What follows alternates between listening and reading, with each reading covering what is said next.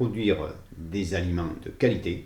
Ça, c'est pour moi essentiel. Le boulot de l'agriculteur aujourd'hui, c'est de servir aux consommateurs des aliments de qualité. Ce qui a déclenché, c'est les prix qui ont été un yo-yo en conventionnel, une fois très haut, une fois très bas, et c'est très difficile de se situer entre. Moi, je suis tombé un peu dedans en démarrant ma carrière, c'est-à-dire que j'ai étudié l'agronomie avec l'idée, de toute façon, de chercher une voie dans l'agriculture bio, c'est sûr. Alors dans mon parcours, ce qui m'a déclenché à faire l'agroécologie et à aller sur ce pâturage durant dynamique, c'est en fait c'est un technicien d'un groupement qui m'a dit voilà, ça serait bien que tu fasses cette formation.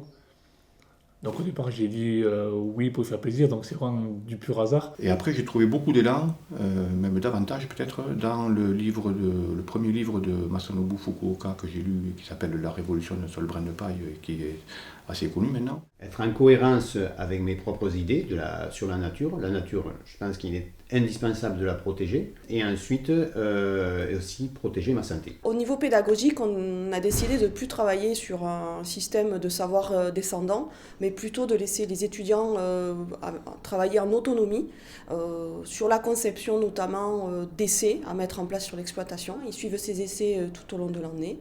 Et ensuite, ils présentent ça aux partenaires et aux professionnels du territoire. Avec des techniciens, notamment de quelques associations comme Arbre et Paysage 32, je me suis renseigné et j'ai appris à quoi servait l'arbre, les fonctions de l'arbre. Et à travers cette agronomie de l'arbre et des plantes, parce que l'arbre fait, les plantes le font à leur échelle aussi, là vraiment je commençais à mettre le doigt dans un engrenage qui continue, où j'apprends tous les jours. Suite à des réflexions que j'avais auparavant de recharger en matière organique mon sol, je suis tombé devant un monsieur qui parlait des couverts végétaux.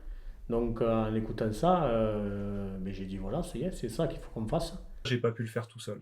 C'est bien parce qu'à un moment, j'ai travaillé avec un collectif d'agriculteurs, avec le CIVA Madapa, que j'ai trouvé les moyens en fait de réfléchir, de mettre en place des savoir-faire qui m'ont permis de faire ce travail-là de valorisation de ces milieux et d'installation d'un système de production assez efficace économiquement, efficace aussi en temps de travail. Et puis le beau science paysanne qui faisait aussi que moi je mangeais pas ce que je produisais. Là, en bio, on peut produire et manger ce qu'on produit, le transformer, donc on retrouve les valeurs de noblesse du métier, quoi.